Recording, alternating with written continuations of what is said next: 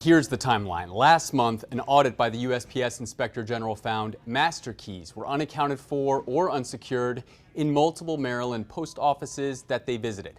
Then separately last week, the U.S. Attorney for Maryland announced that a resident pleaded guilty to using stolen USPS master keys, collecting dozens of checks and credit cards worth thousands of dollars.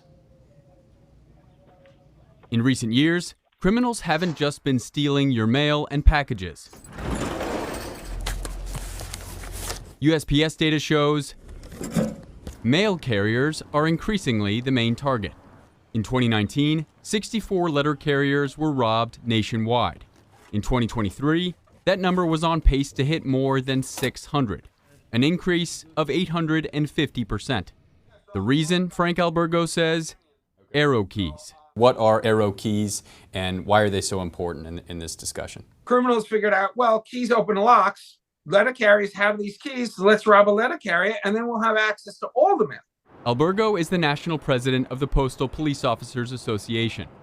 And he says these arrow keys can open blue collection boxes, apartment mailboxes, cluster boxes, and P.O. boxes in a given zip code. So once a criminal has that arrow key, it's a free pass to steal mail. But here's the thing. Albergo says there's a federal police force that used to handle these exact crimes. And for 50 years, we were out on the streets protecting the mail and protecting postal workers. In 2020, that all ended. In 2020, USPS officials decided postal police officers should only protect USPS property, meaning Baltimore, one of the 20 cities where these officers used to protect the mail and the people who deliver it, no longer has these officers patrolling the streets. So it's a disaster. It's an absolute disaster.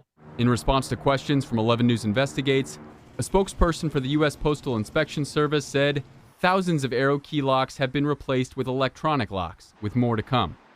He added, these updated mechanisms have an electronic component that thieves will be unable to duplicate, like a two-factor authentication. But Albergo says the number of locks they're replacing is not enough. Their big plan is to replace less than 1% of the arrow key locks. And somehow this is going to stop mail theft. In January, this audit by the USPS Inspector General found the Cambridge and Easton post offices in Maryland were not adequately protecting their arrow keys. In Cambridge, the Inspector General found 2 spare keys that were not accounted for on the log.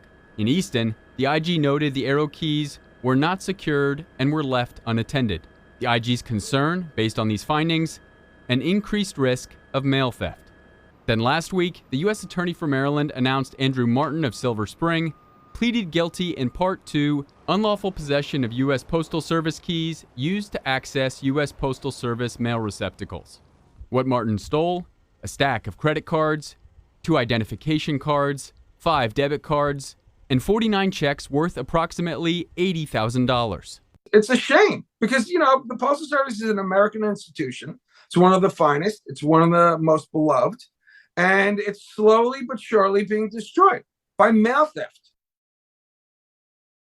There's currently legislation making its way through Congress that would restore postal police officers' ability to patrol the streets, protecting mail and mail carriers.